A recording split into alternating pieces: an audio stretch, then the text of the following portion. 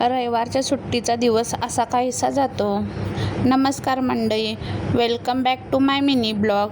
तर 2 ते 4 दिवसापूर्वी हे गेले होते रत्नागिरीला गेले तर येताना घेऊन आले होते ते तिथले आंबे. का तर तिथं फेमस आहे आंबे आणि आता सीझनच चालू आहे आंब्याचं. तर हे येताना आंबे घेऊन आले मी 2-3 दिवस वगैरे त्यांनी खाल्लं आणि त्यांना आमरस खूप आवडतो. तर ते सारखे मागवलेले आंबे खराब करून टाकणार, पण काय तो आमरस करणार नाही. मी त्यांना बोलले की अहो काय सारखं आमरस खायचा, प्रत्येक सीझनला तर आपण आंबा खातोच पण आणि आमरसही खातो, पण आता काहीतरी वेगळं करूया.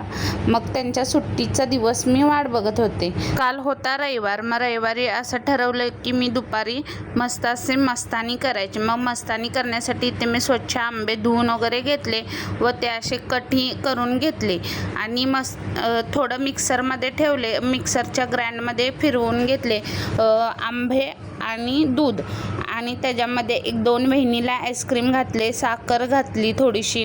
मग काय आता आपण ते लावायचं मिक्सरला. मग ते मी मिक्सरला ग्राइंड करून घेतलं चांगलं. 2-3 वेळा त्याची चांगली बारीक प्युरी होईपर्यंत करून घेतले.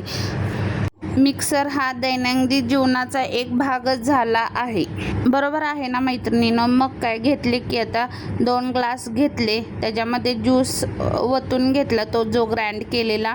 त्याच्यावर शायनिंगसाठी असे ड्रायफ्रूट्स व मँगोचे स्लाइड जे केले होते तेही घालून घेतले. काय नाही हो, फक्त शायनिंग मारायची. स्लाइड्स टाकून झाले की त्याच्यानंतर तुटी फुटी टाकली. तुटी फुटी भरपूर टाकली का तर भरपूर आवडते ना, त्यामुळे त्याच्यामध्ये आईस्क्रीमसुद्धा घेतलं, ते पण व्हॅनिलाचंच घेतले बरं का. परत आणि त्याच्यावरती जो ग्राइंड केलेला राहिलेला ज्यूस होता तो पण टाकून घेतला. परत अजून त्याच्यावर डेकोरेटसाठी मँगोच्या जे स्लाइड्स केल्या होत्या त्या पण आणि परत एकदा टाकून घेतल्या. त्याच्यावर परत भरपूर ड्रायफ्रूट्स टाकून घेतले. भरपूर आंब्याची वसुली करायची होते का तर हे म्हणतच होते ना की तू आंबे खराब करणार पण तू त्याचं काही करणार नाही. म्हणूनच त्यांना करून दाखवलं, भरपूर खावा आता काय खायचं आहे ते. परत त्याच्यावर आईस्क्रीम टाकून घेतले आणि परत गार्निशनसाठी तुटी फुटी आणि मग इथं रेडी झाली मस्तानी. मग मस्तानीचा एक मस्त व्हिडिओ काढून घेतला शायनिंग मारायसाठी, बाकी काही नाही. आणि फोटोही काढून घेतले आणि मग अनुजला बोलवलं. अनुजला म्हणलं धर हे, तर अनुज म्हणतो इतकं भरपूर. त्याच्या बाबांनाही बोलवलं का तर त्यांचं चालू होतं ना सारखं कर. चला तर मग आता आपला व्हिडिओ आवडल्यास व्हिडिओला लाईक, कमेंट आणि सबस्क्राईब करायला विसरू नका. Take care, bye bye.